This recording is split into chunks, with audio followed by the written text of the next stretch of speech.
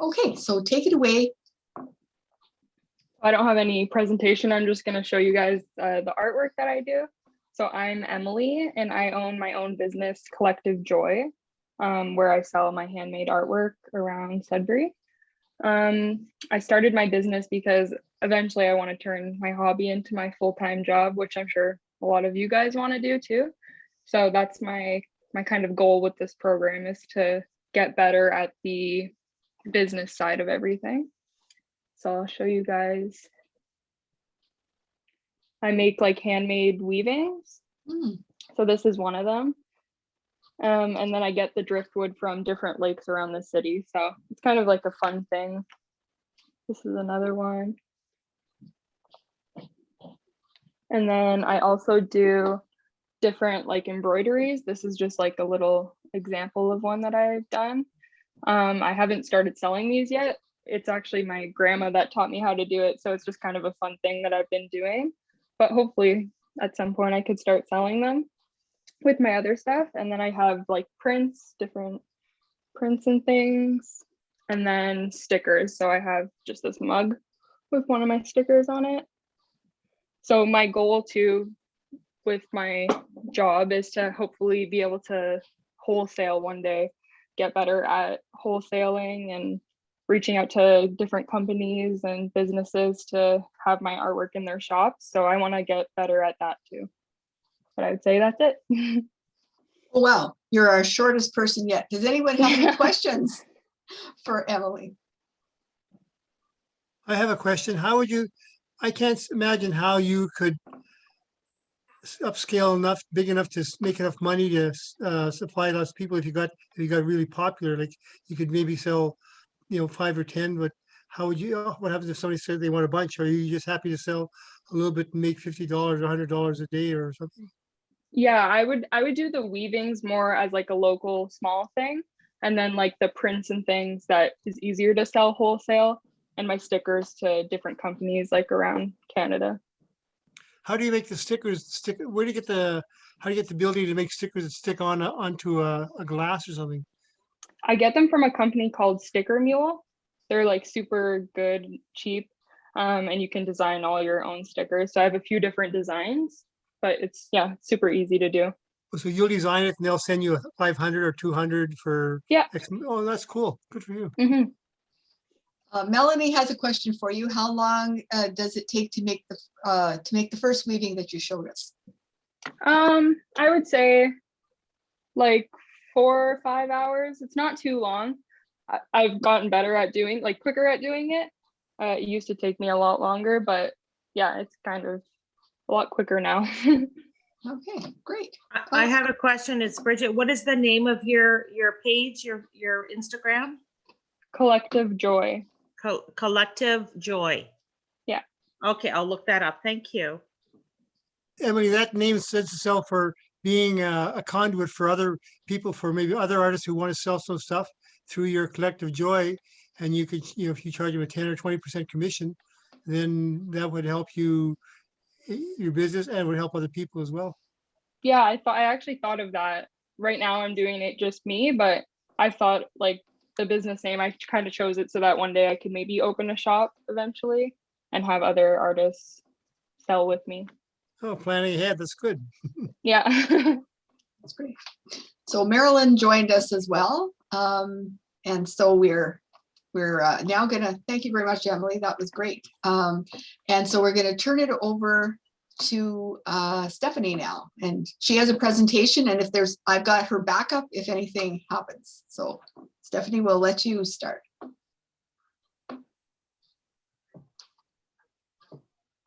Okay. So I did like a slideshow because I don't enjoy speaking on the camera to you guys. I'll just show you what what I do in that sense. So I don't know if Linda, you can get it going for me. You want me to start? Okay. So Please. I will screen share. And a sec here, I'm on screen 1. So everybody can see that now, right? Yep. Okay. So I'll let you start talking, and then you could just put your hand up like that and I will move slides. Okay. So I think I'll be able to, so this is basically just my logo that I worked on, and it's just an intro. So you can switch slides, Linda. Okay. So I've always been really passionate about creating art pieces that make people happy. A little bit about me is I've been with my husband since I was 15 years old. I have 2 kids and a dog that we absolutely love named Des. So you can go on. I started kind of like Evelyn. I started doodling, and this is basically what my school books look like. Instead of paying attention, this is what I did. So, so in the past few years, I've created a logo. I've created a business card, but I am still working on my brand. Like I'm tweaking certain things, but I still haven't figured out exactly what my brand is. It's okay, Linda? Thank you. So these are some of my original pieces. I do oil on canvas works. Yeah, so those are pretty recent pieces. It's the past few years. And then the next slide is some of my commission work. I do get requests for commission work quite a bit, but I prefer doing my original pieces like every other artist, I guess, in a way. It's more gratifying when I sell my original pieces, but I will do whatever people want me to do if they're willing to pay. All right, Linda. So this is some of the consignment places I've done. Like I've had some pieces at the Sugar Bush on Manitoulin Island, the West Arm Lodge, which is really near my house. I live in St. Charles. The Backstreet Gallery is in Noelville. It's a small little gallery. They're wonderful for new artists and, you know, up and coming artists. And Millette Goring, which is right on Regent Street, is a new building, and they ask for consignment artists. So if anybody else is interested, I can totally give you their contact number and name, because we're looking for more artists to display. They have a big empty building and they want to fill it with local artists, and they're taking 0 commission. Just saying. Okay, and then the next one, well, this is me on camera again, which I don't enjoy, and you'll be able to see it, but I did have to push myself to do this to be able to promote my website. So I did a barter large painting for a local videographer called Royal. He does all kinds of videos anyways. I'll let you watch it. It explains what I feel about art. Oh, the sound's not working, Linda. Oh.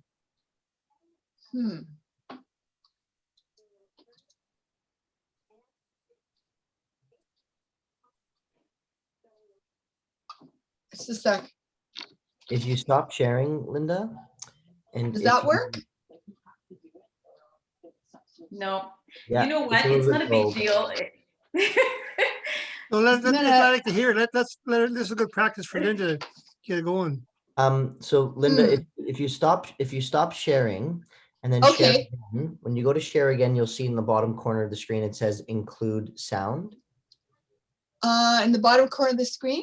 Yeah, so when you click on share, when you go to pick whichever window you'd like to share, in the bottom left corner of the share option window, there's a little box that says share sound. Okay, just a minute. Oh yeah, I see it. Yeah, so if you click share sound, Okay. do it, we'll be able to hear that, and just drag it back to the beginning of the video. Okay, I'm just gonna stop it and start it again then. Yeah. Thank you for cluing me into this. Um, Okay, so you guys can see it again, right? I'm just gonna. Not yet. Oh, okay. We could just see your desktop, so just make sure that you select the Okay. browser. Okay, just a minute. Sorry, Linda. No, that's okay. Your screen sharing, stop share. Yeah, so screen share, share sound in the corner, and then pick the right. Okay. There we go. Is that better? Can you That's see better. now? Okay. And play. Thank you. Being an artist is just what I am. It's where I feel natural. It feels normal. It's more like you are or you're not. And you can't be fulfilled in a regular job when you're an artist. It's almost like that. Like you have to do it or else it sucks your soul if you're working at anything else. Basically, that's what it is.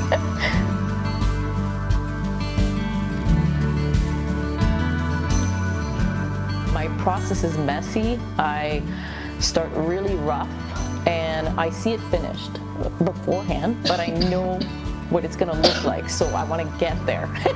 I find the most rewarding is the fine details at the end. That's my favorite part. Adding light and shadow and all of those little tiny little lines that just make the piece real to everybody else, because it's done in my head, but for everybody else, they just see a big mess till I'm done.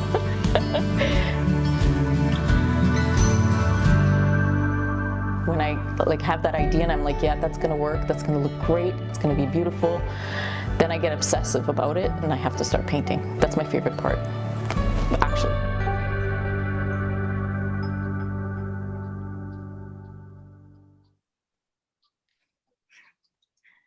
Okay, and that's it.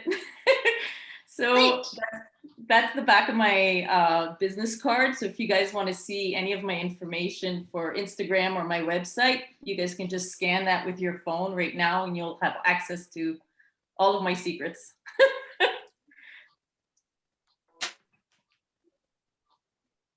That was very, very informative. Thank you. And Thank thank you you for being so patient with me. Oh my God, I'm just glad you did it. Thank you. Okay, so I have a we question. will, yes, go ahead. Oh, My question is, did you draw that hand? no, On your I had logo? a young lady draw the hand, mimicking my hand. I had a picture of my hand covered in paint, and I asked, she's a high school friend of my daughter's who His did it hands on are the really, computer. hands are really hard to draw, aren't they? She did a great job. Wow, Great very job. good. Yeah. Also, Yeah. yeah, I'd like to get the address of that or the contact on 888 Regent Street, because I know two artists, one a stained glass artist and one another artist who does some sort of art. And Perfect. he had some up on a hotel one time, but he never sold it. But I think they'd appreciate his artwork. Okay, so I don't have it with me right now, but Linda, can I email it to you Yeah. if you don't mind sharing it? Yeah, I will as Awesome. well. And I'll just let you all know, the Arts Council has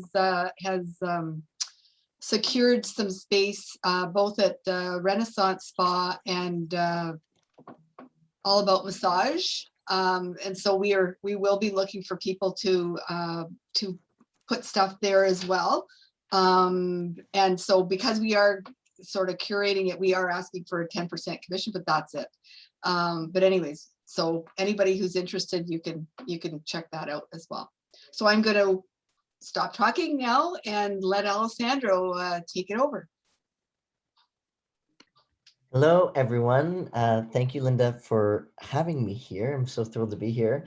My name is Alessandro Costantini. My pronouns are he and him, and I am an actor, director, producer, and on the side, I like to cook.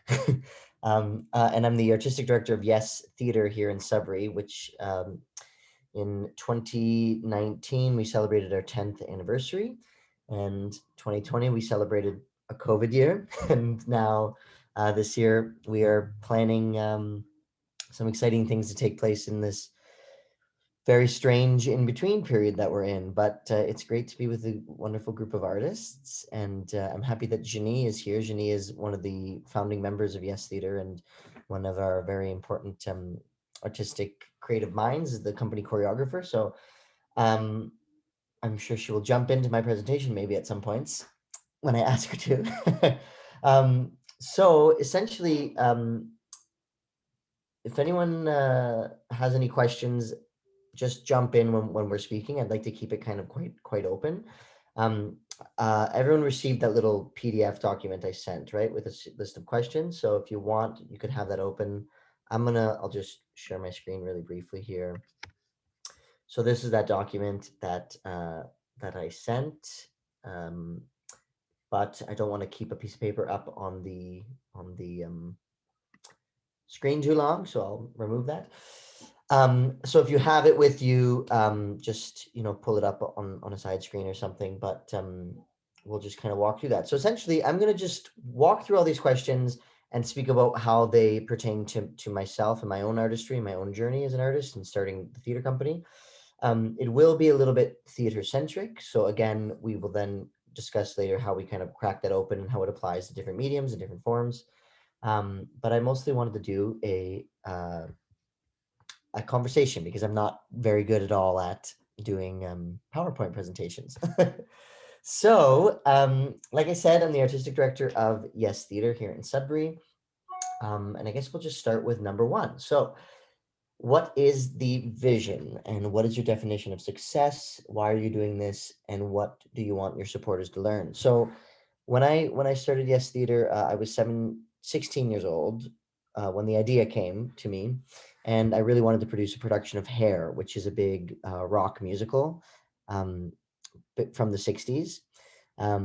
People might be familiar with the song Hair or Age of Aquarius or Easy to Be Hard or any number of brilliant songs from that show. But you may also know that it's quite promiscuous. It's a show about sex, drugs, and rock and roll and peace and hippies. So I went to a Catholic high school and they weren't really thrilled when I was like, we should do this for our senior musical. And of course, we couldn't. I tried to edit the script and there was pretty much nothing left of it. So I decided to start my own company. And I just want to preface by saying a lot of these questions that or a lot of these concepts that I put down on this paper, I did not even know or consider when I was beginning. And I think there could be, sometimes a lack of structure or a lack of a clear plan could seem like a hindrance, but we're actually where we are now because everything was quite simple, because the intention was quite singular at the time, which is just, I want to do this show with a bunch of people that I love, right? The mandate for Yes Theater was really just, I wanted to do Hair principally, and then I wanted to create a space for young artists to come together. So I knew that I wanted young people from different high schools to come together, regardless of the high schools they went to, and be in charge of every single part of what makes the production, the directing, the costumes, the lights, the sound, all these things. Have it be very youth driven. And that's what it was. The first season, it was very hodgepodge. It was very makeshift. At the time, it was completely volunteer. Our budget, I think, was maybe $45,000 or $50,000, which was a lot, but we had to rent the theater and set and lights and things. But now, Yes Theater, our budgets are for the year is well over $1 million, and we pay all of our artists, and it's grown pretty exponentially. So my definition of success at the time was really just driven by this desire to put on this wonderful show. And success to me was like learning our lines and finishing the show and getting it up and opening, right? Which is very different than what I would consider my success now, right?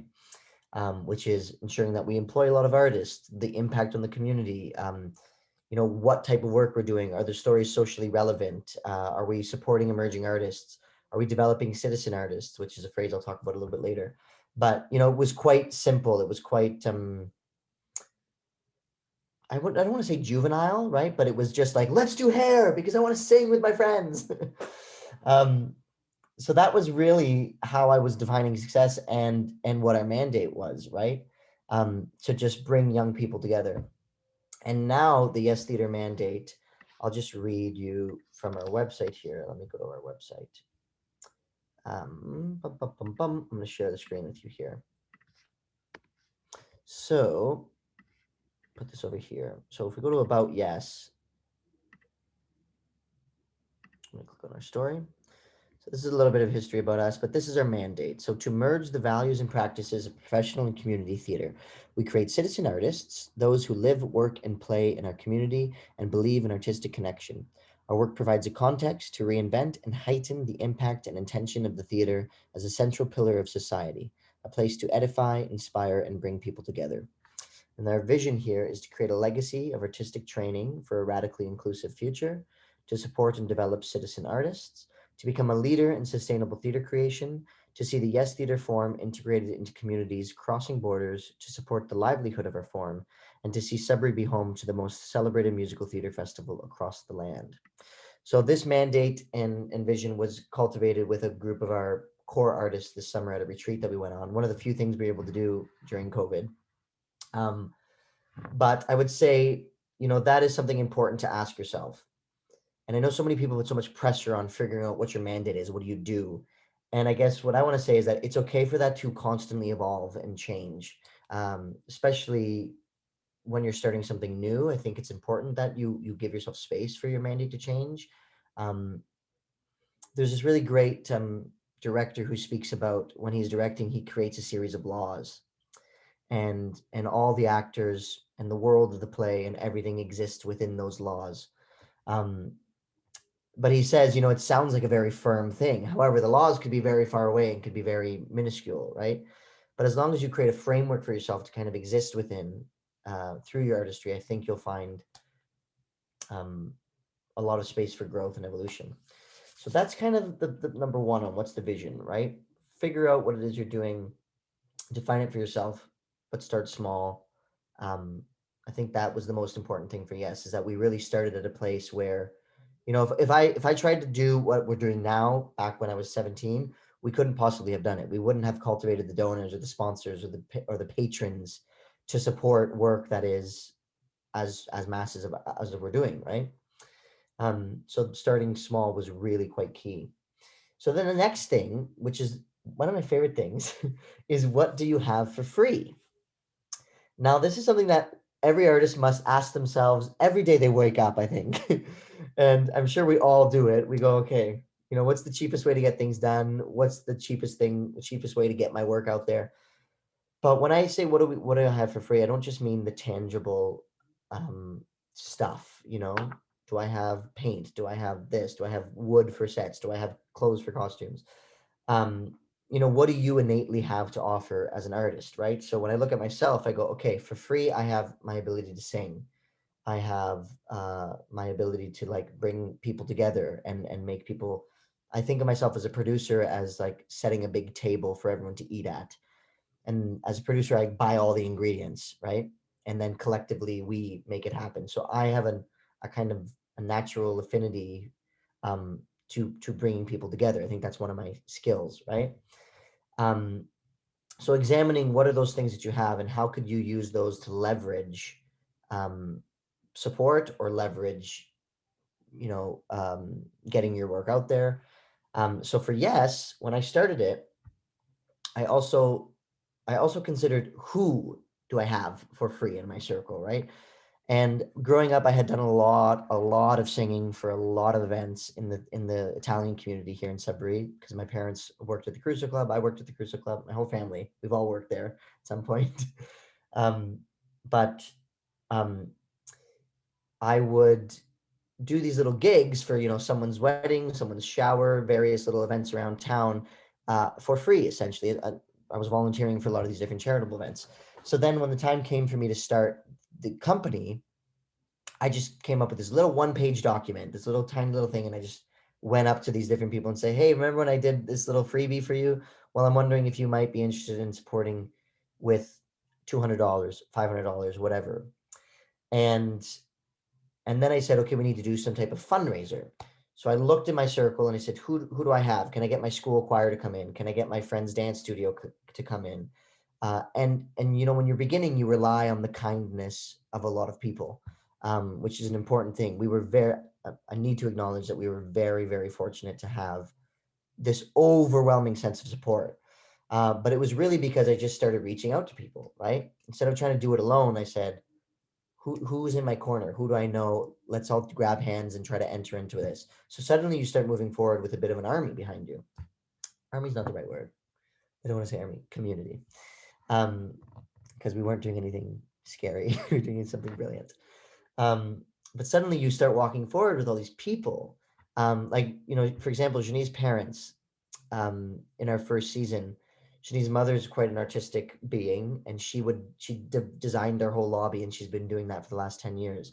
And her father had access to a lot of different, old pieces of wood and set pieces and things. And the dads kind of built our sets for us for the first 5 seasons, so it was a really collaborative event. So we had this big gala in the first year where we had a couple different people, my high school choir, some friends, different things, and we ended up selling about 450 tickets. And I'm sitting in the Crucial Club looking out at this sea of people who came for this little dinner, and it was astounding, because I just sort of went, wow, before these people were here, they were not, right?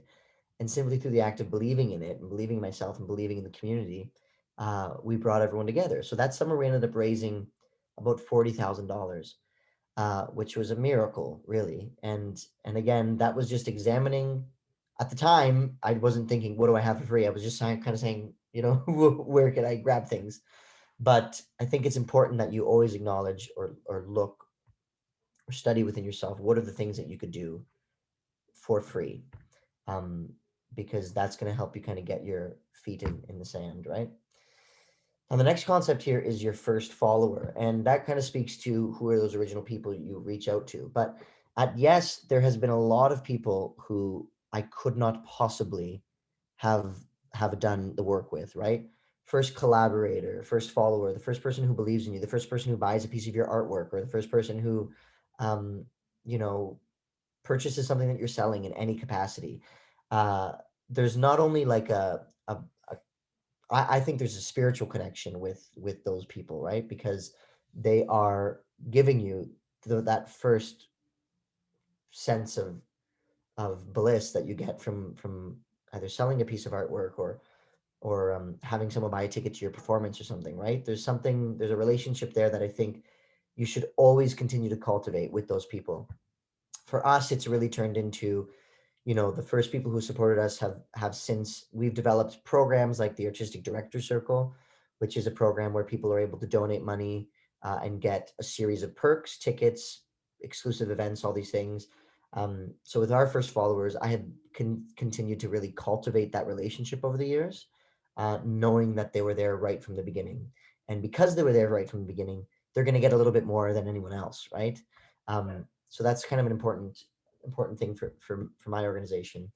And then, of course, first follower could also go into the realm of collaborators, right? Like Ginny and I started working together on that production of Hair, and now we are like creative partners fused together for the rest of time, right? I don't know if Jane, if you want to jump in at any point, you're more than welcome to speak on Hey, that. I actually have a question going back a little bit to one of the first questions. I was just wondering if you can help identify the differences between a mission, a vision, and a mandate. Kind of, Yeah, maybe talking about what the differences are between those. they're all quite similar. So if we just look over here, let me just go back to over there. So our story, so that's just like a little bit about us. A mandate is really, I define a mandate as, this is what we do and how we do it. And like what we do, how we do it, and a little bit of why. And then the vision is what you're looking to accomplish, right?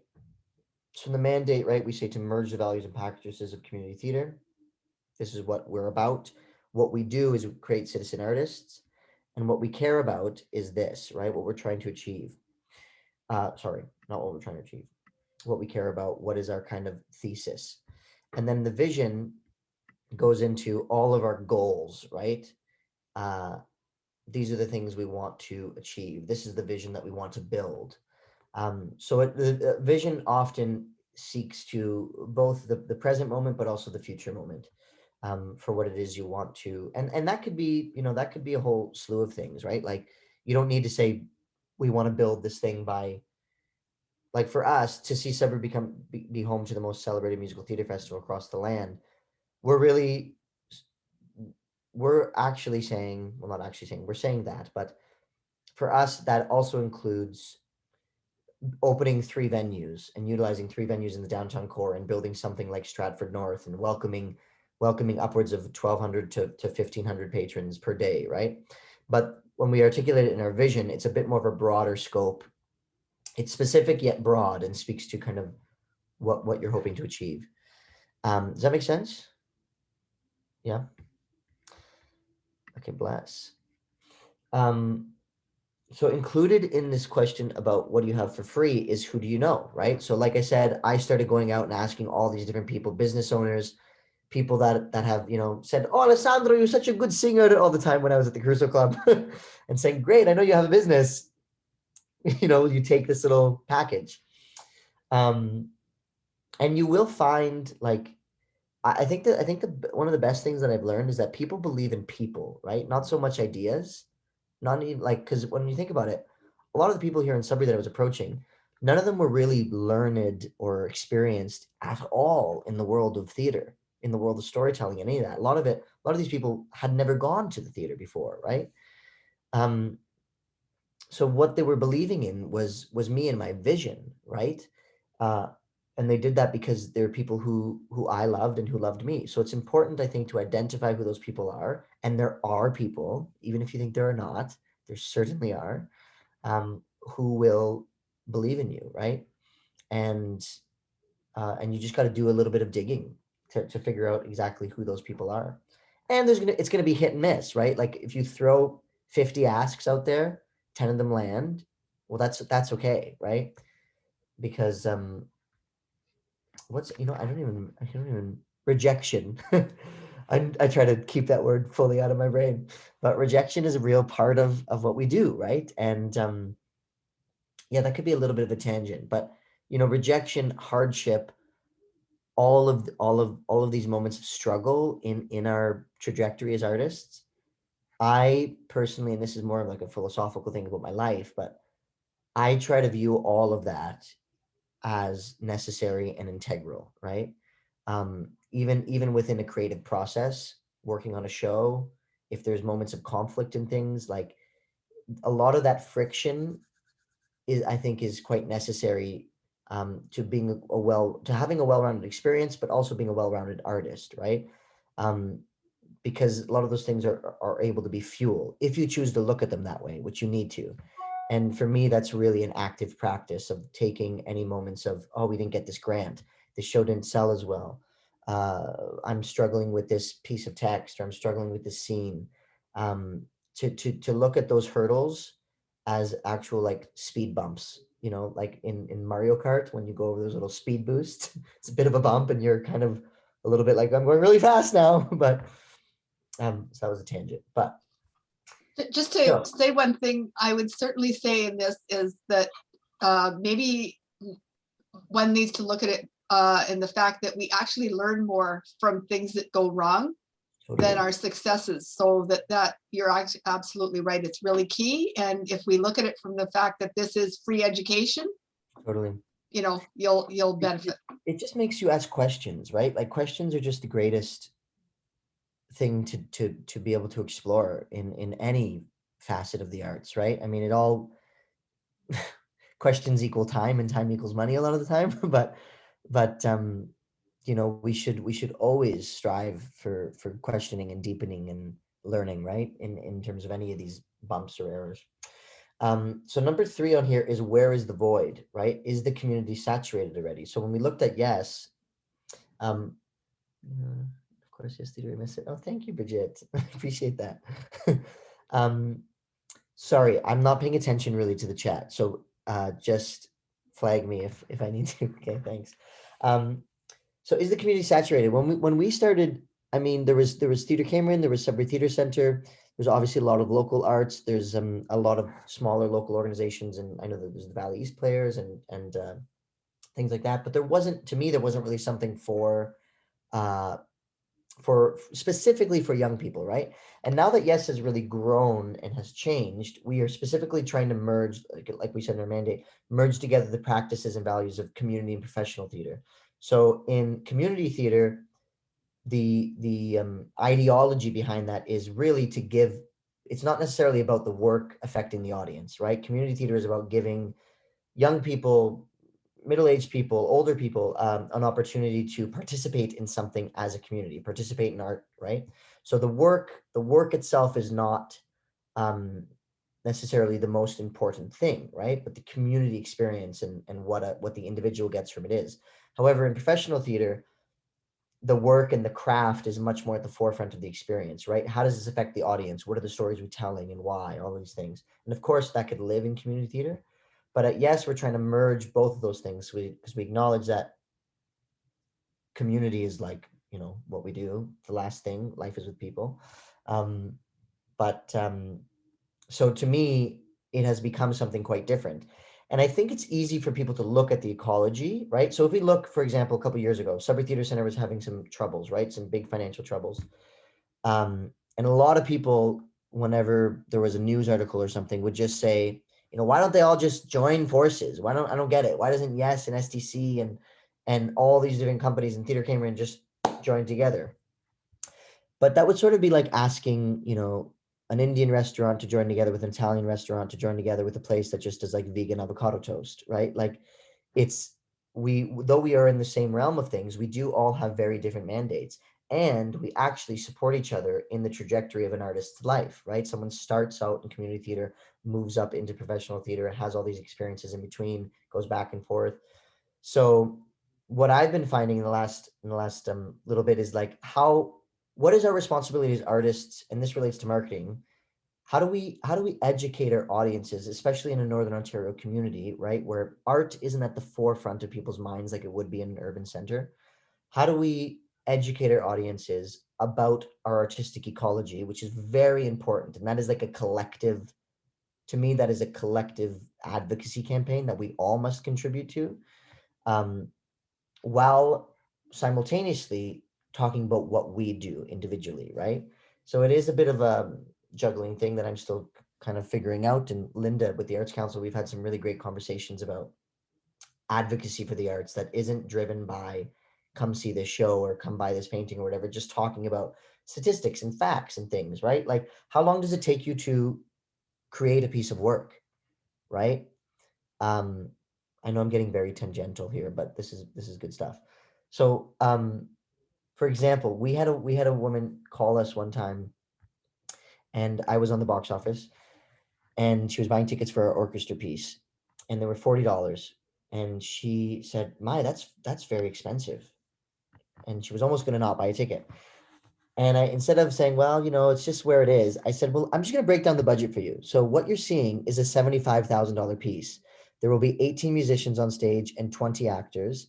No, this was for Sound of Music. So it was 28 musicians on stage and 20 actors, all who are paid a weekly fee to participate in this. We spend this much money on the rights, there's this much money on costumes, but mostly it's the artists. And you're seeing a 28-piece orchestra play one of the greatest scores ever written. And in any other city in this country, that ticket would probably be $125. And she's like, oh, wow. I didn't even know any of that. Because people really in the theater are coming to our work and just seeing, look at all these people having a lovely time on stage and not really considering that the set is $15,000 and that we had a designer who was paid $8,000 to do that. And you know what I mean? And X, Y, Z. So I think it's important that we find ways to talk to our community about the economics of what we do, right? Because that is going to change people's mindset to thinking these are hobbies to a real legitimate job, which it, of course, we all know is, right? So going back to the community being saturated, I don't think our community will ever be saturated until we have like 15 things happening on one evening in the theater. I don't like using the words competition or any of those things because we all do such different stuff. And, if we think there's only 6,000 tickets available in a run, then if there's 200,000 people in Sudbury, I don't think I could produce enough work right now to have 200,000 tickets available in my season. So we need to make sure that there's other people. So collectively, there's 200,000 opportunities, right?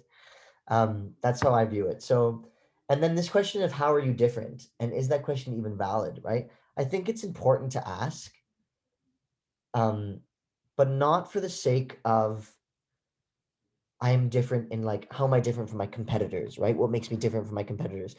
Because I know, I know that it is a business and that is something you do need to look at, but I'm just interested in like exploring that concept in a way that is not competitive, because even when I think of competitive dance, right? Like a lot of the time, and this is my perspective on it, but like it puts something in the way of the artwork, right? Of the form of this, of what the spiritual form is, when you add this element of competitiveness. And obviously we need to make a living, but I do think that, like, as you do that work, you'll find it a lot less gross, if you will, if you're not doing it from a place of like examining competition, right? And just thinking like, what are the things that make me unique? What are the things that make me that I should speak about? What are the things that I'm proud of, right? Because those things are inherently going to be unique to you, right? Those things are going to be singular. They're not going to be the same thing as a different artist, because it just is impossible, right? Yes, you might say, okay, we do musical theater, another company does musical theater, but we do it this way, and these are the things that we care about when we're working. And the folks at Theatre Cambrian have a different way, and those are the things that they care about, and each of those things deserve space, right? And are meaningful experience for the participants. Does anybody have any questions in that? Because I know that was a little bit like, ooh, but does that make kind of sense? I see some nodding heads, but okay, so then maybe I'll move to the next one, which is, how do we leverage support? So drawing connections from your product to other businesses and individuals. You're speaking so much right now. I know. Oh, bless. I thought you said you're speaking a lot. I am speaking a lot. I'm sorry. You're speaking to me so much right now. I'm glad. Thank you, Jasmine. Drawing connections. So for us at Yes, this is going to be quite theater based. So we'll try to crack it open after for other art forms. But I'll look at, for example, okay, we're going to do the production Newsies and a chorus line, right? So what are the narratives of these two shows? So when I sit down with my marketing team, I go, okay, Newsies is about these young people on the streets who sell papers in the 1930s, and they are being underpaid, overworked, and they try to start a union. So it's about revolution, it's about change, it's about youth, it's about newspapers, it's about people living on the street. So I go, okay, from all these different narratives, what are the things that we could turn into some type of community partnership? How could we spark some type of marketing concept based on one of these things, right? When we did a chorus line, or we were going to do a chorus line, we know, okay, chorus line is about a bunch of actors auditioning for a Broadway show. They talk about the experiences of dance, what it's like training in dance. So, okay, can we partner with some dance schools? Can we get posters in dance schools? Can we maybe go to different dance schools and talk to their senior teachers and do a video series on our Facebook that's like speaking with senior dance instructors from all over the city, and ask the question, just like in the show, what they do there's this brilliant song called What I Did for Love. And the director says, if today were the day you had to stop dancing, what would you say? So maybe we would ask that to all these different dance teachers in the community to create community interest and go, oh, cool. And then when people come and see the show, they see that connection and suddenly they're really moved, right? So looking what it is you have inherently, right, on the page, on the canvas, on the stage, wherever, and drawing those similarities so that you could go to those different businesses or create that marketing narrative, right? If I'm just seeing trees behind you, Evelyn, and maybe there's some company that like deals with trees in some intense way. That's, I don't know, I'm not being clear, but is there something that you could do? Is there something about why trees speak to you, right? Like, and that could link with someone, right? So always for us in the theater world, we always look at like, what is the narrative that we're telling, right? What is the story we're telling? And then how does that story affect the real world, right? And I think with theater, specifically with Yes, the pieces that we choose we always try to have them be socially relevant or socially conscious pieces of theater, and meaningful to the moment, right? For example, next year, we're going to be doing this production of Into the Woods. And Into the Woods is a very famous Stephen Sondheim musical. And Stephen Sondheim, West Side Story, oh gosh, literally everything, Into the Woods, Sweeney Todd, incredible pieces. but Into the Woods tells the story of all the famous fairy tale creatures, right? Once upon a time is the first thing. So I go, okay, once upon a time, can we partner with libraries, right? There's automatically, this is a story. Can we partner with libraries? That could work. Can we partner with literature companies? However, Act 1 tells the story of all of our famous fairy tale creatures selfishly going about their day to get what they want. Jack wants to get up the beanstalk. Little Red wants to get to grandmother's house. The baker and his wife want a child. Cinderella wants her prince. So everyone's just bulldozing each other to get what they want. Act 1 ends with happy ever after. Everyone's joyful. Everyone's great. Act 2 is what we never see in the fairy tales and after happily ever after. And it's the ramifications, the repercussions of all these selfish decisions. So we have this brilliant director who is going to take this piece and he's going to examine it through the lens of climate change. So we're going to set it in the wake of a climate disaster. So you'd think, well, that sort of doesn't work. But when we zoom out from the specifics of the narrative actually talks about people going about their day selfishly doing whatever they want for their own means, and then dealing with what happens when you don't consider others, right? So by taking this piece and putting it in the context and this concept of climate change, we are not only accomplishing doing, a really wonderful Stephen Sondheim musical that people love and know from the Disney movie, but we're also bringing in a very important present day issue of climate change and opening the door to those conversations through this piece, right? So that it's not super fully fleshed, but that because it's next year. So, but that's just an example of something where you draw these parallels. So for us, we're planning in the periphery of that show on stage, we're planning on partnering with climate activists, with different scientific institutions, and hosting a series of pre-show talks or post-show talks where we bring in activists, science professionals to talk about, the urgency of climate change, and the show will be a conduit for people to understand it, right? And I do think that in our community, there's a lot of people that are just blindfolded to a lot of these issues. So you need to, as artists, kind of force that open, right? And do it in a way that's not because with theater, I just think theater is the best thing in the world because you don't have the option to turn it off, right? You see all these perspectives represented on stage, and if it's a well-written piece, you're going to get the Republican side and the Democrat side, you're going to get all the ends of the spectrum speaking in a way that isn't combative, as well it could be depending on the scene, but as an audience member, you just have no choice but to receive it and to think of it, right? So it's a very powerful, so art, I think, is our most powerful weapon. I don't want to say weapon. I don't like using those words. And I'm gonna read you why after. I have a book that I want to. Our most powerful tool. Tool, thank you. Yeah.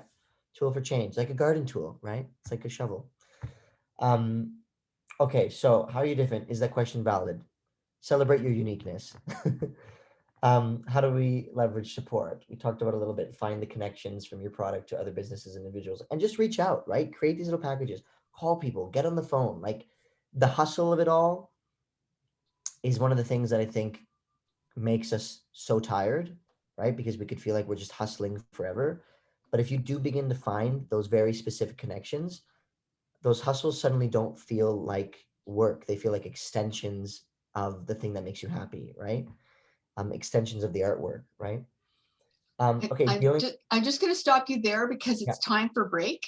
Oh, God bless. Okay, great. Yeah, I'm so sorry. I'm sorry if I'm going way over everything. No, not at all. Not at all. No. It's just fine. I'm watching the time. So everybody will take a break and we'll come back at about 5 after. Okay, perfect. Yeah, okay. And then we'll wrap up and then we'll chat. Yeah. Thanks, everyone. Thank you.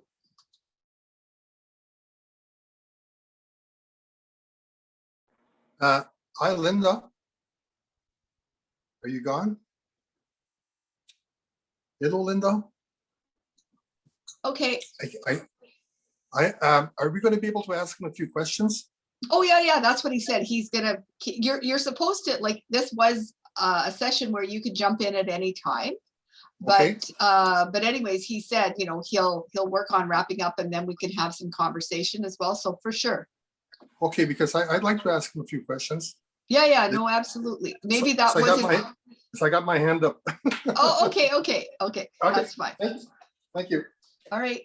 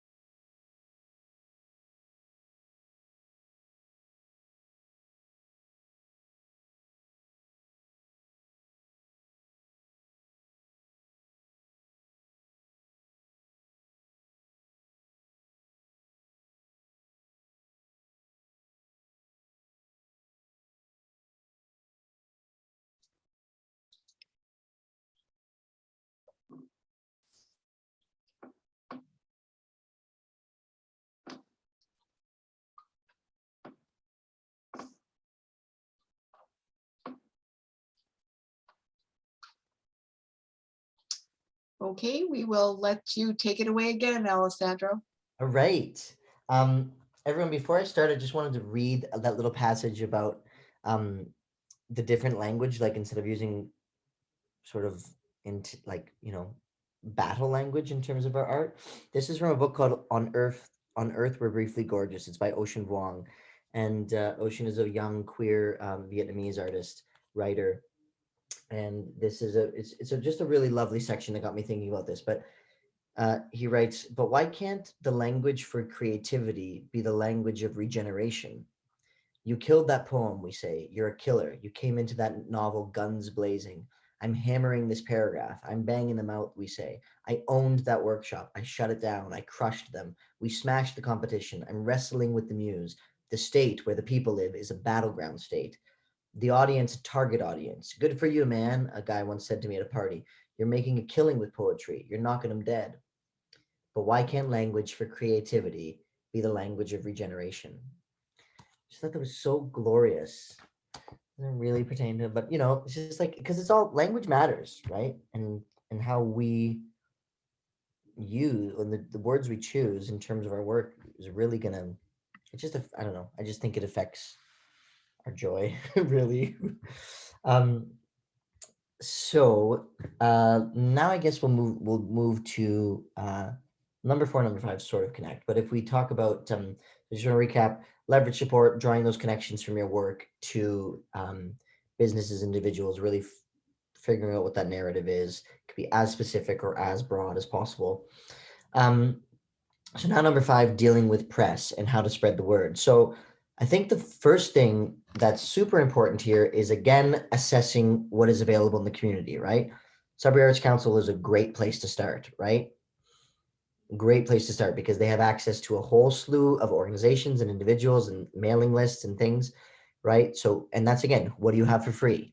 You have this relationship with them, right? Then it's really important to just access those other advocacy groups or even other organizations in town, right? For artists, for visual artists, right? Where are the shops in town? Where are the places? I mean, my dear friend Christina Mazzotti was the owner and operator of One Sky, which was like I just loved that space. I loved being in there every day and seeing all the artwork and all the things.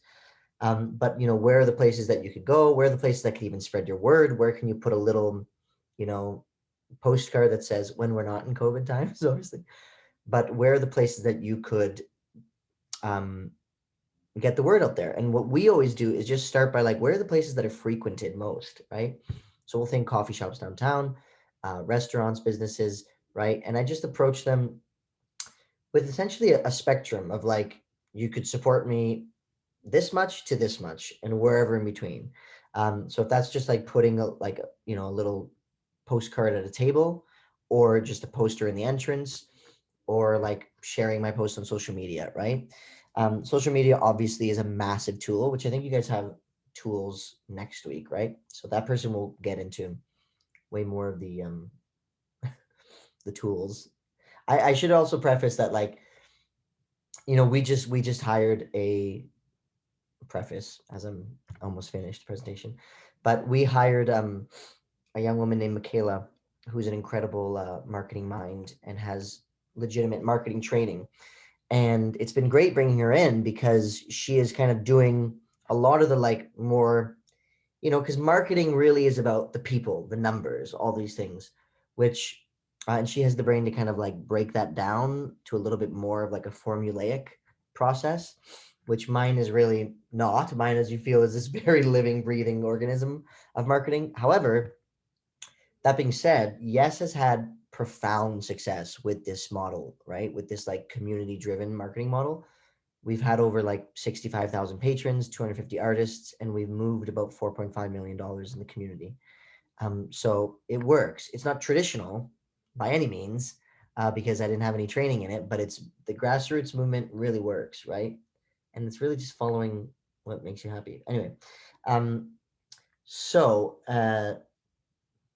those other organizations to spread the word is a big thing. In terms of speaking with press, this took me a couple years to kind of finesse, but what our press release is going to be like. And a lot of the time I'll send that specifically to media outlets, right? Saying, look, you need to figure out what's applicable, right? But for us, when tickets go on sale, when we announce a new program, we'll send out a press release and we'll break it down, the who, what, when, where, why of it, right? That's always the kind of the components of the press release. And I identify who are the media outlets that I think are great, B, even the ones that you don't think are great, right? And then included in those press releases is always organizations as well, right? We'll send a press release to like CTV and the Arts Council, right? So that everyone has the information. And then you could send it out to a big body of people, and all that information is really accessible, right? If you go to any of the media outlets, you click on contact and you find it, and you just put as many emails as possible in that subject in your to thing or your BCC, and you just send it out to everyone and their dog, right? You just get the word out there. So do a little bit of work for yourself where you go, who are the arts organizations? You know, you start kind of central and you go periphery, right? You know, I'm gonna go back to the painting of the beautiful trees. But, you know, maybe it's like Killarney Mountain Lodge should be getting that press release, right? Because your work speaks to their environment, right? There's no wrong answer in terms of who you're trying to speak to. Obviously, especially at the beginning, you will start to specify your desired, we're not going to use target, your desired audience. But it's good to really cast the net wide, I think, and then begin to hone. So that's what we normally do. We do a very large, here's a big, massive email that I blast to everyone. And then I will follow up with, hey, Chelsea at CTV, I don't know if you saw our press release, but these are the reasons why I think it's actually meaningful for all of Northern Ontario. Can I get an interview on the news? And she'll go, oh, okay, cool, perfect. Because it needs to be, for the CTV News, it needs to be applicable to all of Northern Ontario because that's the region that we cover, right? So I follow up with those really specifics. Marcus Schwabe at CBC, if there's not a response to the press release, I follow up. You got to be relentless. You know, you just need to be quite relentless. And I'll say, hey, Marcus, don't know if you saw the press release, but I really want to chat with you about this. I think it'd be fun. I hope you're well. And those people always respond because those are relationships that I've cultivated from those early years, right? So really start with your immediate circle, the circle outside of that, and then any of those absurd little offshoots of those connections are also equally as valid for you to send, because it's like super easy, right? You just send the email. You might as well include a whole bunch of people. But that's what we always do. We look here, then we look wider and wider and wider, and then we kind of work backwards and get more specific. It's great to tag people. Tagging people is really, really important in social media. Obviously, we know that. I'm sure the person next week will speak more about this. But for us, yeah, like every time I post something on the Yes Leader page, we have our public profile on Facebook and social media, Instagram. Then we also have this private group that consists of any artist or mom or dad or parent or anyone who's volunteered. That's just like a closed group. And we have about 150 people in that network now. So I always say, I go into that group and say, hi, everyone, I just posted something. Can you please go and share it? So a lot of the time, we don't get all 150, but like a lot of the time, we get upwards of 30, 40 shares just from our community. And therefore, the post has like 15 or 20,000 interactions in a day because it's shared to other networks, right? So like the power of a share is a profound thing, you know? If you can get some shares going, it really, really catches fire. So I think that's kind of how we deal with the press. It's also good to build for yourself a bit of a trajectory. And this is something that we never did, really. Like I always knew I have this goal, but it was only in recent years that I started going, I started saying, actually, I wonder if I could bring it up. Let me see if I could find it here. This would be season 11, marketing. Where would it be? Press releases? No. Tourism, social media. Did I hear? No, not no. No sense. No, I don't know where it went, but oh, maybe it's in here. No. Anyway, it was a timeline, and it included Mother's Day, Thanksgiving, Easter, this, that, any holiday, any special event, Black Friday, everything that happens. And then I went, okay, if we know our show's happening in August, how can we line up special deals? How can I say, okay, boom, we're gonna have a ticket discount on this day. I'm gonna do an e-blast to my newsletter. Obviously, getting a website and a newsletter up is a really important tool, which I'm sure they'll talk about next week. We use a system called MailChimp for our newsletter, which is very easy. I'm able to work it, and I have no clue about any of these things. So again, like all these things feel scary, right, in the periphery of our work as artists, but if you just kind of view them as like part of the art, then it suddenly becomes fun. Okay, I lost my train of thought. The website, the mailing list, our desired audience. Okay, I think that's all pretty good. Anyone have questions about that? Because I know that could be a bit of a questiony place. Well, I would have a few questions for you. Go ahead, Maurice. All right, very good. First of all, my name is Mo Bertzio. That's my short name. My mother calls me Maurice. Yeah. Okay. And there's a few questions I'd like to ask you. First of all, it's with regards to the name Yes. Like Yes is the name of one of my favorite bands. That's been going around for years, and I've seen it on quite a few occasions. All of a sudden, you've adapted the name Yes to your group. Yeah. Where does that come from? Okay, so I think what we'll do is we'll come back to these questions because I just have 2 more points. So we'll come back to these general questions at the end, if that's okay. That's okay. Okay. Because I would have 5 questions for you. Yeah, perfect. So we'll go back to the last question. So if we look now at number 6, guerrilla marketing, and I am aware that I used gorilla the animal and not gorilla the tactic, but I do sort of mean both. And I say that because there are literal times when I feel like a gorilla, like in a space. For example, when we were doing Spring Awakening, like I was so desperate to get people there that I just walked into the Starbucks, and me and my friend Jake were like, "People of Starbucks, hello!" And everyone's like, "What?" And I was like, "Come see our show. It's running this week. It's an amazing music with local people. We need people there." Which is a crazy tactic, and some people are probably like, "Ugh, these losers." But some people came, and you got to do that, really, and I'm not afraid to make some noise, right? In our first year. So that's why I say walking, talking, and chalking. Because something that's really specific to Yes is we do chalk art. So after rehearsals, when we were all exhausted in the early years, we would then take to the streets. We would go like outside. And this I don't super suggest, but I do. I unofficially suggest. We would go to like Costco Saturday night, knowing that Sunday morning is a big day for Costco, and we would just put big Yes Theater Jesus Christ Superstar in chalk on the street, on the pavement, right?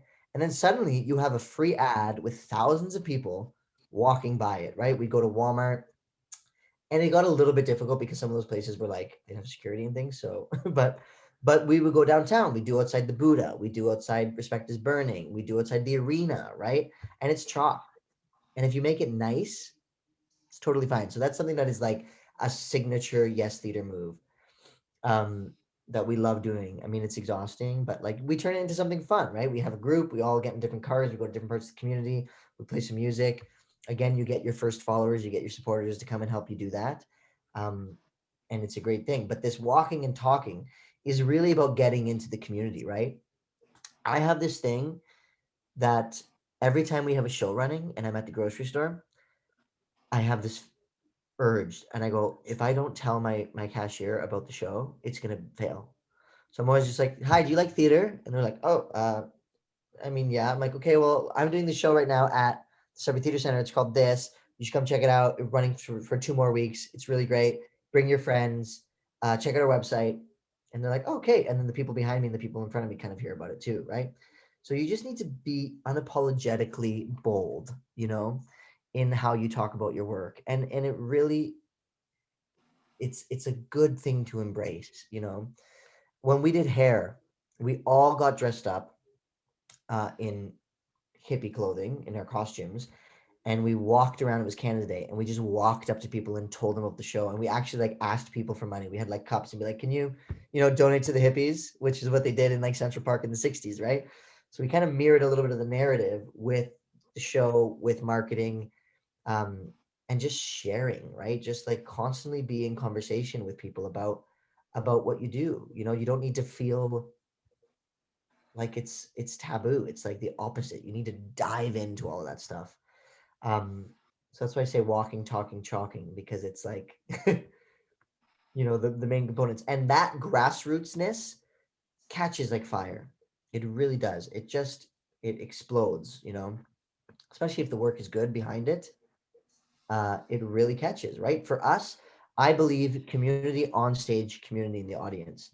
So because we work with a large group of community members, you automatically have the network of those people, right? So if you're doing like, if you go to, if you go to one of the local craft shows, let's say in the city, and you have your own table, is there another artist that does something really different than you in terms of the medium that you could bring to your table too? So that all of a sudden you're two people from two different worlds, people are coming to check out their work. I mean, that's the nature of a craft show, but like, there could be potential for just increased awareness, right? From something like that. So again, just don't be afraid to talk about your work. Don't ever let anyone make you feel like it's like annoying, because it's how you get bread on the table, So that guerrilla marketing, be bold. And then finally, friends, I have life is with people. And this is like a phrase that was from a book that I read, which was right before we did Fiddler on the Roof. And Fiddler on the Roof obviously is about the Jewish community, prior to World War II, right? Prior to kind of the horrors that were inflicted upon that community. And Life is with People is this brilliant book about the diaspora of Jewish people who left Europe and settled in America. And it's this beautiful retelling of Jewish culture, Jewish faith in the shtetls. It's the shtetl life, like the small Jewish communities. It's kind of the one-stop shop for Fiddler on the Roof in terms of directing it. You read this, you know what you need to know. But it really hammered home this idea of community and this idea that life is with people. So I just offer this because I think it's really easy. I offer this as a final thought because I think it's really easy for us to feel so alone in our work, especially when we're doing this sort of dirty work when it comes to marketing and getting the word out there. But you will find, again, as I've sort of said, the energy that is given to you through finding meaningful relationships and connections with businesses, individuals, supporters, that those connections become so integral to your ability to do what it is you're doing that it is so worth cultivating. And that goes for anything, no matter what you're doing, right? Because life is with people, right? And that's the one thing about the pandemic. This is the opportunity that the theater specifically has, or that we all have as artists, right? Art brings people together, no matter what. No matter if it's a painting, a piece of pottery, a play, a song, it brings people together. And I don't think that, certainly in our lifetimes, there have never been a moment where community has been stripped away from us in the same sense that it has now. So there's an opportunity there, right? To capitalize on that in a way, to say, look, people, that thing we've been missing for the last year and likely another 5 months? Well, this is the angle that I'm using this summer. The theater is the OG, the original place of congregation. So you want to feel what that is again? You miss it? We're going to give it to you. You're right. So we can almost move away because of the pandemic. We can almost move away from this narrative-driven theater where it's like, what's the show? Is it Mamma Mia? Is it someone I know? Is it whatever? and move into this narrative of come together as a group of people, right? Come together to experience something, come together to experience this piece of art, or so I can't really hammer enough that, to me, community and art are synonymous. So finding, if I offer anything tonight, I know it's marketing strategy and publicity, which you might be like, he didn't talk about any of those things, but I think, you know, in terms of getting your work out there, finding that community is integral, and searching the depths. You got to be like, you know how like wood manages to grow through wires and whatever? That's what we need to be like. We need to just be like, where are the various places that I could land and reach? And the sky's the limit. You know, start broad, finish specifically, start specifically, finish broad. I think that's all that I have to say. Oh, creates meaning. Meaning. I know that's a word that we kind of throw around, meaningful, but you know, I view my work as an artist.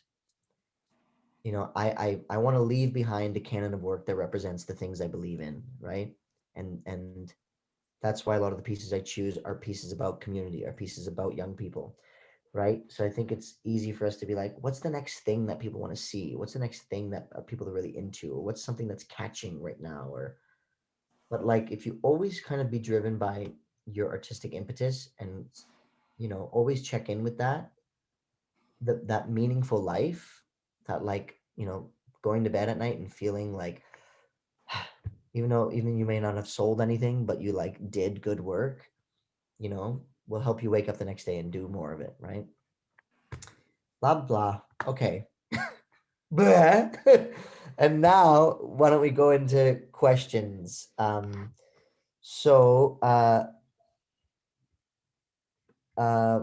friend, why don't you go ahead with the questions that you were going to ask? Absolutely. Huh. Again, my name is either Maurice or Mo.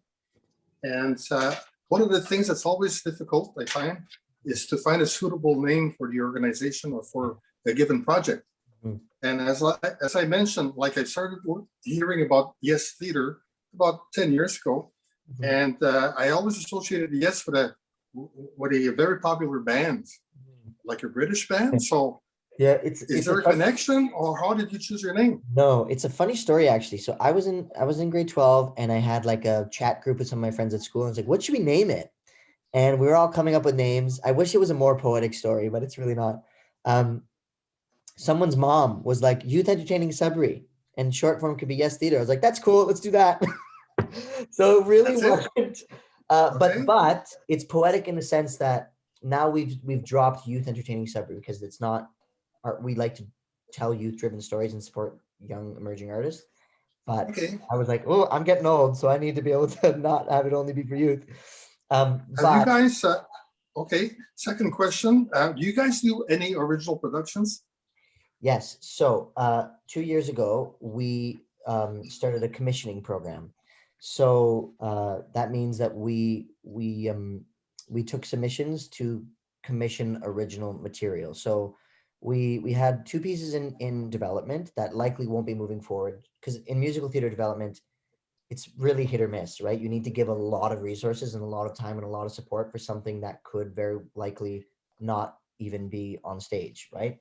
So and we just started that like 2 or 3 years ago. So now we're really beginning to refine that process. We're actually going to be announcing an annual commissioning prize in a couple weeks, where we are essentially, I'm going to write to the general public, to a whole bunch of organizations across the country, and saying, Yes Theater is looking for submissions of new musicals, where we explore themes of youth-driven narratives, pieces about community, or pieces of theater that are climate conscious. Go. And then we'll take submissions. And then what we do is we provide 1 year of dramaturgical support. So essentially the commission is going to be $8,000, and that artist or that collective will receive that money and dramaturgical work, which is a dramaturg is someone who asks a bunch of questions. This character is unclear. I don't understand this in this scene. This doesn't link up here. So we'll do that over a year to get to a workshop draft. And then the commission will include a full 2-week workshop with actors, with the material that has been created. And then after that point, Yes will choose if we want to continue developing the piece to put it into our summer festival. So this summer, actually, we are partnering with an organization in Toronto to bring a piece that was developed in Vancouver here to Sudbury. So it'll be our first kind of new musical. And Janie, That's great. my dear Great friend stuff. here, is going to be leading a great project, hopefully in partnership with the folks at Up Here, where we take one of the murals and we create a 45-minute musical theater piece based on the mural. So if anyone's So interested. after you work with this original material for a year, Mhm. who owns the material at the end of the year? So the material, it's the agreement. It's like a big old legal agreement where yes, we'll have a percentage of a royalty if the piece ever moves forward to anywhere else. If we produce it, most of the time in theater it works with a 10% royalty, right? So say we commission a piece and then I say, okay, after a year, I don't want anything to do with it. And it moves ahead to another theater in Toronto and becomes a big hit and goes to Broadway. Well, we have a special clause in that thing that says any, and it's not a lot. It's like could be 0.5% of whatever the royalty is, right? But there's a series of documents that exist. You can look into the Canadian, oh God, I think the organization, the Canadian Playwright Press, that could give you templates for those documents. But I would like to have more information about your program. So where do I get that information? Well, we're going to be announcing that in, when are we announcing? The new work is going to be announced on April 5th. So if you go to our website on April 5th, you will see a whole slew of information about that new commissioning project. Okay, another question. Do you do contract work? Yes. So so we have 2 people on staff, but everyone else is essentially contractors. So all of our artists, our musicians, our designers, our directors, production managers, everyone is engaged on a contract for whatever the period of time is. So if you're an actor, would you'll they- get, pardon? As a group, would they be available to do like some film work Oh, for another producer?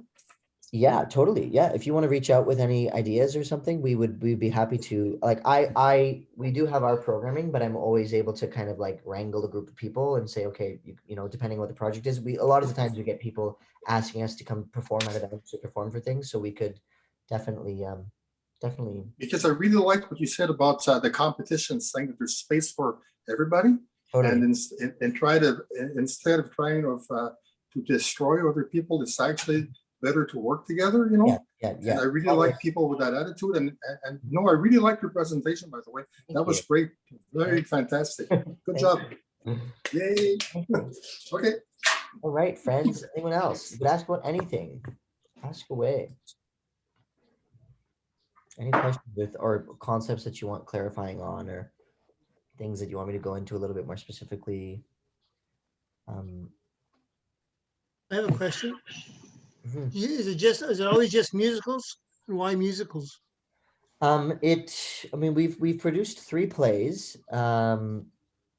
It's funny because I went to George Brown Theatre School, which is a classical conservatory. So I trained in Shakespeare and I trained in, Chekhov and Ibsen and Tennessee Williams and, non-musical theater. However, I love musical theater. I'm a singer, not much of a dancer, but and it's interesting because Janie trained in physical theater, right? Clown, mask, physical-based work, physical-based storytelling. So the 2 of us, as choreographer and director, as partners, we approach the musical theater form with a very different background, a very different style in our training. And we've kind of developed this text and physical-based approach to musical theater, which is I think quite innovative. But to me, the reason I love musicals so much and why I like producing musicals is just because of the scope of the work. A lot of the time they do include large bodies of people, large groups of people. And I'm quite passionate about like navigating storytelling with a large ensemble.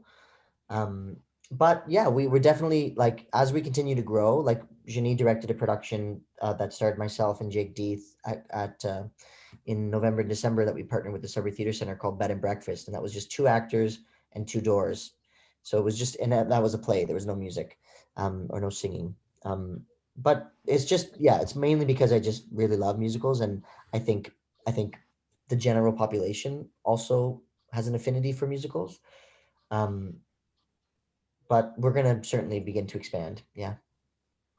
Also, I like when you explained why the ticket costs $40, Mhm. because I wanted to do a little video of some fellow going to a restaurant and ordering some bacon, making an eggs and toast, and realizing his eggs cost like 15 cents each, and Yeah. slice of bread costs 20 cents, and Mhm. it's the whole meal might only cost him 80 cents if he ate it at home. But if he goes to a restaurant, he Yeah. doesn't realize that, as the Yeah. waitress points out, that there's a waiter there, and there's a heating and a washer and a dryer and insurance, and There's a just whole so he can stop in and come, Yeah, there's a whole system that, and that I really do. You know how people fight for like financial literacy? They're like, we need to teach financial literacy in schools. I'm like, we need to teach financial advocacy in artists, right? Like, we have to make ourselves and our patrons and our community aware of what we do. That when you see, a beautiful little piece, it comes with XYZ costs and days and times and things like that, right? So, yeah, it's certainly very important. All right, friends. Anyone else? I have a question. Yes. It's not fully formed yet, so I'm just kind of going with it. But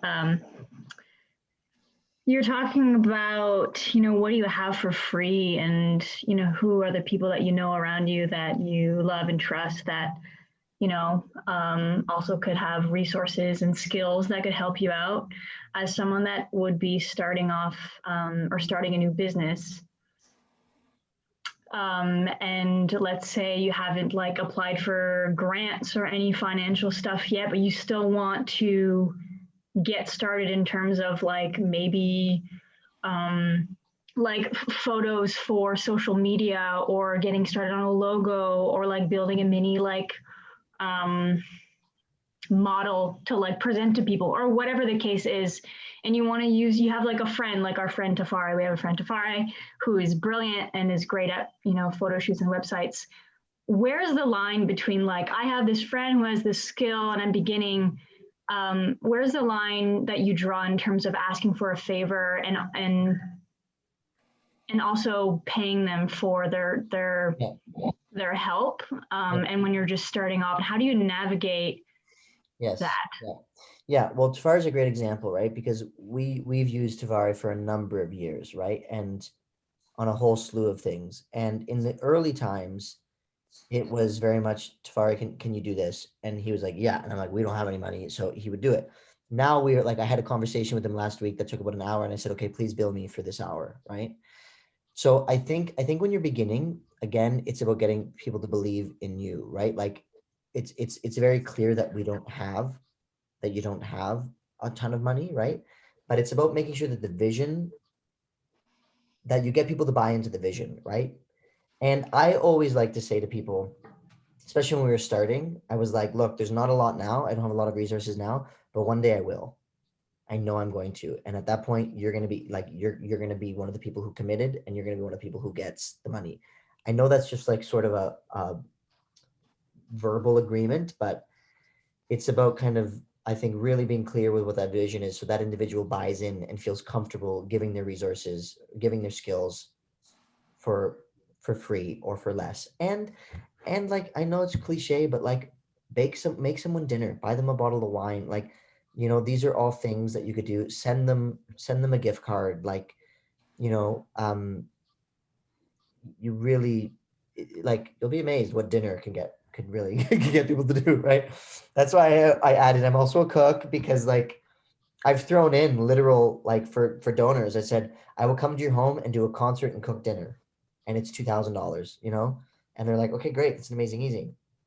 So I think being clear with the vision and not asking for too much, right? Like, not being like, hey, I need you to develop brand guidelines for me, but saying, I want help with this logo, like the Yes Theater logo, which is like famous in my heart now. Tafari designed for free, right? So I know it's a bit of it could feel like a really gray area, but like, you do just need to, that's what I mean, like, go to the people you really trust, and go to the people who, will do it, right? Pro bono is not like, it's you know, people feel like it's super taboo, but like you gotta make the asks, right? And a lot of the time when I'm talking about money, I'll propose a fee, and then I'll always say, okay, now, so we'll have a conversation, and then I'll follow up by saying, in the conversation, I'll say, this is what I have to offer. I always say, I'm gonna write that down. I'll send it to you in an email. Please consider it based on everything we spoke about today, and then get back to me if you have any concerns or questions, or if you think the fee is too low or too high, right? So I always give the individual like an opportunity to consider the fee off camera or off the phone, because just to be respectful, you know, to give them the space to be like, in the moment, you know, you don't want anyone to regret anything, right? So you just say like, go and take the time to do it, especially when you're making asks like that. It's important to kind of give them the space to like consider what you've asked, and then, yeah, it just helps communicate. It's communication, really, you know. I'm just going to jump in and add to this because I think that one of the things, you're absolutely right, like something simple like a meal or a bottle of wine can go a long way. Also, you can help the other person. It's the guerrilla marketing type of idea that, you know, you can say, well, you know, I'll give you 2 tickets to my show when it does such and such, right? Or, you know, one of the people here, you could turn around and say, if you create the logo for me, you know, I can do this for you. Don't ever think that not reaching out to all these different sources, because we are an artistic community, and the more you can collaborate, the more you're marketing all the time. This piece right here is by Sarah King Gold. I don't know if this is kind of a reflection, but I loved it for so long, and it was in the window at One Sky, and it was a little bit out of my price range, my personal price range. And then Sarah came into the store one day with her daughter, and it was when we were doing Beauty and the Beast, and her daughter was like, I really want to go see Beauty and the Beast. And I said, Sarah, I'll give you 6 tickets to the show for free if I could get that painting for this much money instead. And she's like, great. And I was like, amazing. You know, now I have this beautiful piece of art. Yeah. May I answer that, please? Yeah. I think when you're working with volunteers, you sort of need to find what it is that really makes that person click, and find a niche for him or her within your production work. Yeah. You know, if you can find what motivates that person to get involved with you, and then sort of work along those lines, that's really going to work for you. Yeah. And we try to, you know, we make sure that we buy dinner for the cast. Like if it's a long day, you know, these little things that like are acts of kindness, but also help bring everything together, right? Bring people together. Again, life is with people. It all relates to that meaningful experience. How do you create a meaningful experience, not just for you and your patrons, but all the people you collaborate with, right? It should always be at the forefront. Like, how do we make this the most meaningful thing possible? Anybody else with questions? Anything burning in your head? Or even if anything you don't really know how to articulate it, you could jump in as well. Just trying to think if there's anything I wanted to add that I didn't add.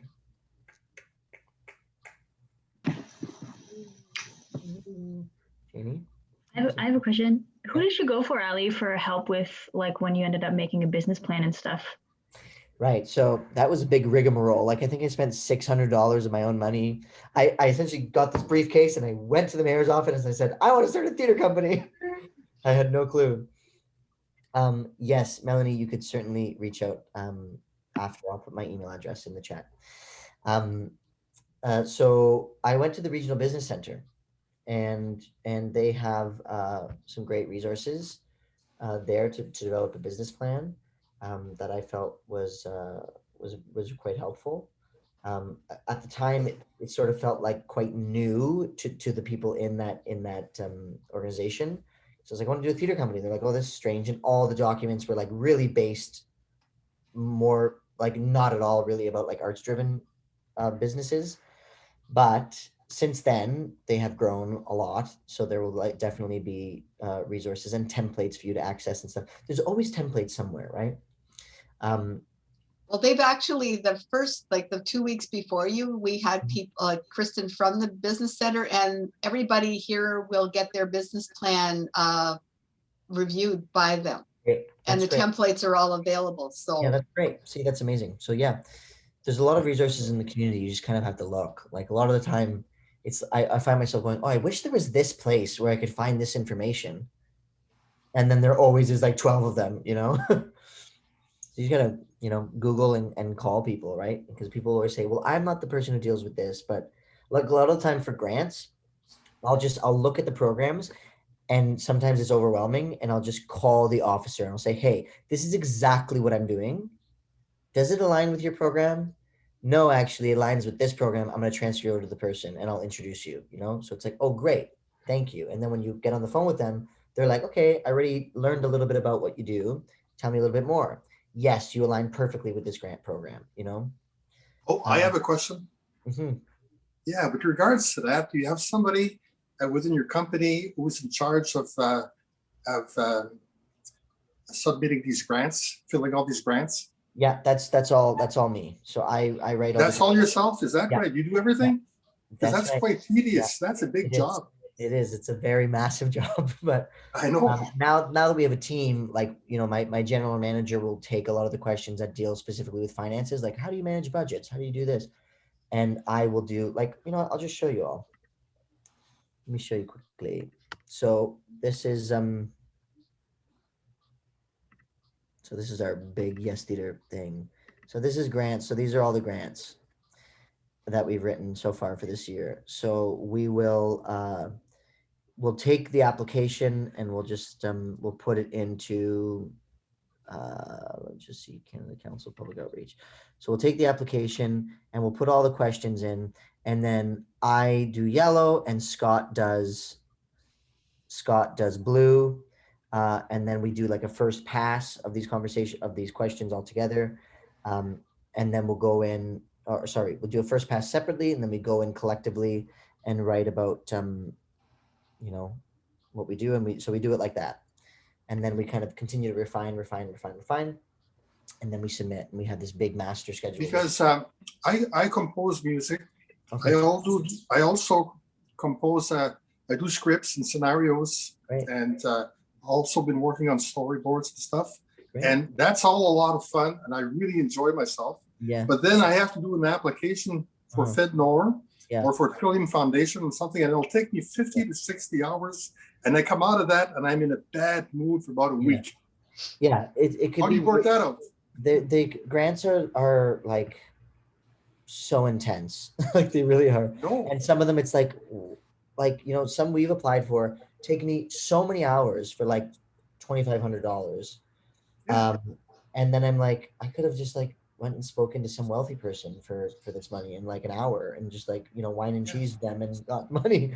But you just got to do it, and you will get better as you go, and it doesn't hurt. There are people out there who like write grants, like that's their business. So it doesn't hurt to just say, okay. Is there a list of those people out there? Pardon? Is there a list of the people who write grants? You know what? I'll look into that. And I'll try to send it over to Linda. But there are a lot of people who do it. And sometimes the agreements are such that it's like kind of commission based. Like if you land the grant, then they get 10% of it, right? So you don't need to put up a lot up front. You could put like a retainer up front, like $500, knowing that if the grant is 50, they get 5,000 or something. And essentially all you need to do is just like tell them about it in detail and then read it and be like, this feels unclear. So there is support for that. Does everyone, is there, Linda, I assume there'll be a portion where you guys discuss grants, right? Yes, Dinah LaPrairie is going to talk to us about grant writing, and she's got lots of experience. So yeah. I can't stress enough how much we all need to do that. Like I have been very fortunate to receive now, I just got a second grant from the Ontario Arts Council for Northern Arts, and Northern Arts can be whatever you want. All of us here are applicable for Northern Arts through Northern Ontario. It doesn't matter what the medium is. It doesn't have to be theater. It can be anything. So I just received a $15,000 grant that I'm going to be working with Janie. We're going to be working on this like piece. We're going to explore concepts of friendship. So we're going to be the kind of main creators, and then we're going to be engaging eight 8 individual artists to compose some music for the piece. So it's a really exciting project that we're working on right now. Well, that's really cool.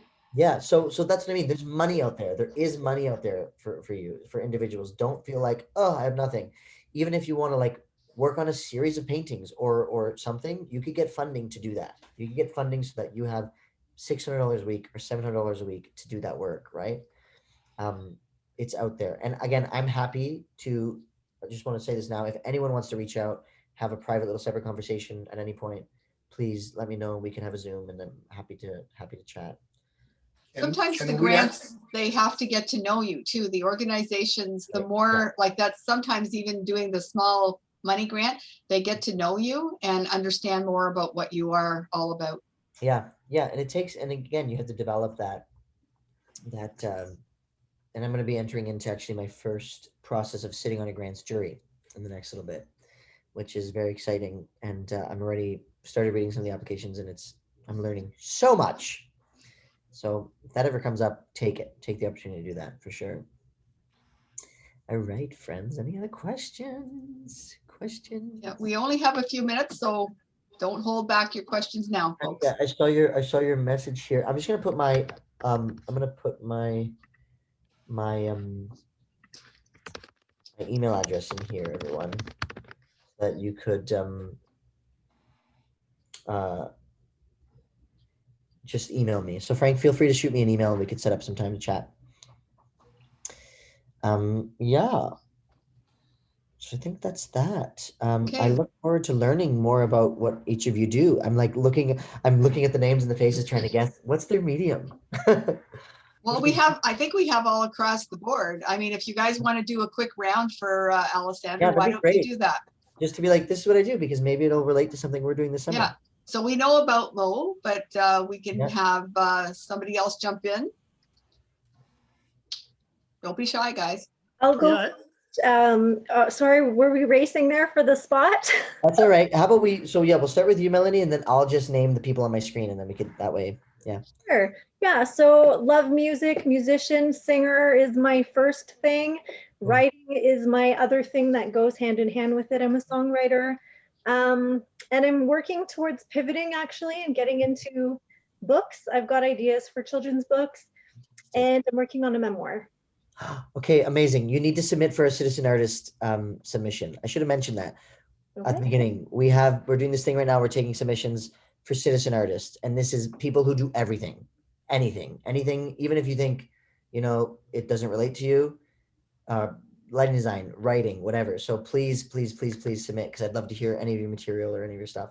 And that is, it's the deadline right now says March 15th, but we're extending it to the end of the month. So that'll be announced later. So that's great. Nice to meet you.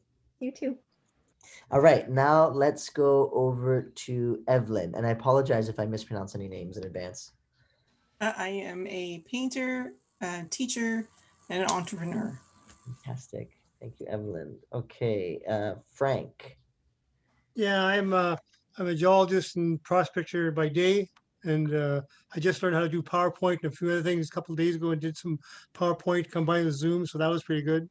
But I like doing film and filmmaking, and I've done about 15, 20 short little films, and I've worked on a script, but I'd like to do something more that can make it revenue generating, or at least share my ideas. And I'd like to start small, just doing maybe a little 30 or second 1 minute commercial that I think would be almost appropriate for TV or Super Bowl. Or just start small and do little mini projects with TV. And then I have other ideas that I could, if I need some actors, I could make a little thing that would go on stage. Because I remember at the old Bell Park Theater, when it used to be, before it was all the way it was before, we'd go there on the weekend after a date or school, and jump up on the stage and clown around and sing with our buddies and girlfriends, and and now it's all locked up and you can't get in. And you need a pass. It's totally different. I know, it's sad, but valid. Okay. All right, Stephanie. I think, Stephanie, you told us about your work, right? Yes. Yes. Okay, great. Well, Stephanie, beautiful work. Mo, we heard from you. Yes. Emily, we heard from you. I think your work is beautiful. I want to purchase something. So as soon as you're up and running, I followed you on I gotta follow you on Instagram. Thank you. I don't know if you have anything else to add, Stephanie or Emily, if you'd like, please go ahead. No, I think I said everything, but your presentation was really good. Thank you. Cool, thank you. All right, Evie. Ivy, yeah, you're right the first time. I'm a student at Nipissing. I'm from Sudbury, but I'm North Bay. I am a painter, but I work in many mediums. And I'm hoping to do exhibits, kind of on like make art based on like activism and like I'm starting with disability issues, but I want to get into class issues eventually. But yeah. Cool. Well, please. So more into the grants.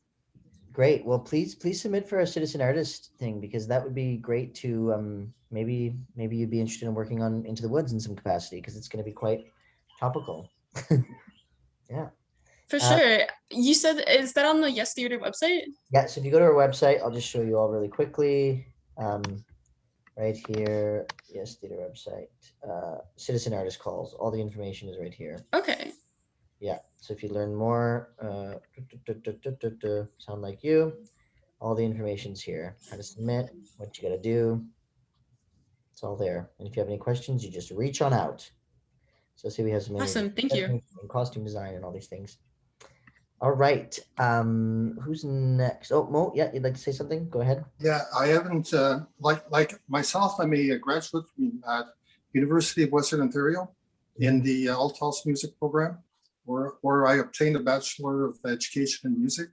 And I taught at the high school level for over 30 years, doing the annual productions and stuff. Since my retirement about 10 years ago, I founded Cafe Music Productions. And we've staged a series of productions in the Chelmsford, Isolde arenas and Whitewater Park, Bell Park, and Science North as well, outside and stuff like that. So right now I'm looking at doing a musical theater, but a musical theater scene production with film on big screens. Fantastic. And it's about the story of Greater Sudbury. So that's what I'm doing these days. That's wonderful. Brilliant, brilliant, brilliant. All right, Lauren. So like Ivy, I'm also a student at Nipissing right now. And my medium, I'm just super into visual arts. So that's everything, like drawing, painting. I'm doing crafting right now. So making jewelry and stuff, I'm getting into that. But everything pretty much, yeah. Okay. Well, yeah, that's please submit, because we're also looking for like future designers, which might be a thing that you don't even know really exists and could merge all of those passions together. So, and we have some really great mentors in the company. So please do submit. And if you're unclear, shoot me an email and I'll help you. Jasmine. Okay, I think my microphone's working. Hi, I'm Jasmine. I am a visual artist. I do like dog portraits and pet portraits. So I don't know if you can see it very well. Oh, gorgeous. But yeah, like in pencil mostly, but I'm learning to do watercolor and digital art. I'm trying to learn digital art as well. And yeah, so I do like posters and postcards and all that kind of stuff. And yeah, that's what I'm learning. Pets are great. Pets are great. People will always want one of those. Pets, yes. Yeah, pulls on the heartstrings. It's beautiful. Lovely to meet you. Bridget. Hi there. Can you see me? Yes. Yeah. I'm a painter as well. And this all started since COVID. You know, a lot of people picked up these new hobbies, and I just picked up an old canvas and I've been painting acrylic ever since. So it's a passion. It's amazing. Yeah. So it's all about timing, isn't it? Yeah, indeed. That's great. I know there are silver linings in this, certainly. Yeah. New artists were born. Many artists, new artists were born, which is great. Well, nice to meet you. And then finally, Amanda. Hey, so I'm a choreographer. I'm actually from Toronto, and I moved up here with my husband about 5 months ago. And I'm a new mom, and so I'm kind of diving into early years dance education, and that's kind of where I'm headed. Yeah. Great. Well, please, Amanda, please submit for a citizen artist thing, because we're looking for. Janine's not going to be able to be the only choreographer. So yeah, that's sounds great. good. Awesome. I should let you speak too, if you'd like. Go ahead, Janie. Yeah. Oh, well, yeah, theater maker, physical theater artist, singer, Yeah. choreographer. Yeah. My dear beloved partner, creative partner. Yeah. Okay. Well, I think that's everyone, right, friends? Yeah, that's everyone. Marilyn was here, and she's the lady from the island that does the beadwork, but I guess she had to scoot out. Right. But Well, okay. I think that's all then for me. Thank you all so much for having me. I hope that was informative in some capacity. And again, just please feel free to reach out on Instagram, send me an email, whatever. And I hope to see all of you submitting for the Citizen Artist thing. That'd be really great. yeah, for sure. That's a wonderful opportunity for everybody. Thank you very much. We all learned a lot, I think, and it was gave people food for thought. I think I'm going to actually send you guys out a little homework. So just to make sure that you put some of what you've learned into practice. But so thanks very much. And we'll see you all next week. Yeah, take care, everyone. Yeah, take care. Thank you. Bye-bye. Thank you very much. Bye. Bye-bye.